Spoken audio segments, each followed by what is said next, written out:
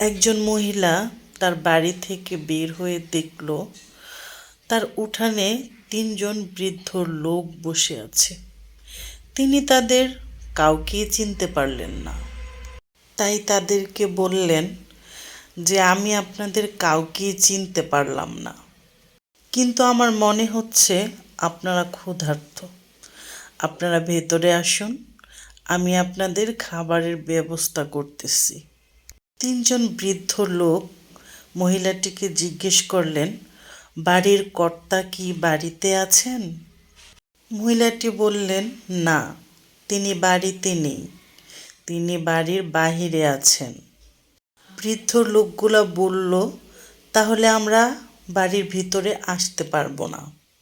সন্ধ্যায় যখন মহিলাটির স্বামী ঘরে ফিরলেন আর মহিলাটির কাছ থেকে সব কথা শুনলেন, তখন তিনি বললেন, যাও, তাদেরকে বলো আমি ঘরে ফিরেছি এবং তাদেরকে ঘরে আসার জন্য অভ্যর্থনা জানাচ্ছি। মহিলাটি বাহিরে গেলেন এবং তাদেরকে ভেতরে আসতে বললেন, কিন্তু তারা বলল, আমরা এভাবে যেতে পারি না। মহিলা এবার জিজ্ঞেস করলেন, কিন্তু কেন? এখন আবার কি সমস্যা? বৃদ্ধ লোকদের মধ্যে একজন বলল, আমাদের মধ্যে একজনের নাম সম্পদ। আরেকজনের দিকে নির্দেশ করে বলল, এ হলো সাফল্য, আর আমি হলাম ভালোবাসা। এখন আপনি ভিতরে গিয়ে সিদ্ধান্ত নেন, আমাদের তিনজনের মধ্যে কাকে আপনি ভিতরে ঢুকতে দিবেন।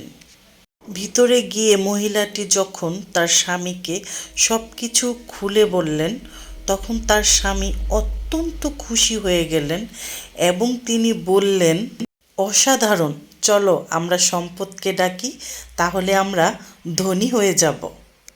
তার স্ত্রী এতে সম্মতি দিলেন না।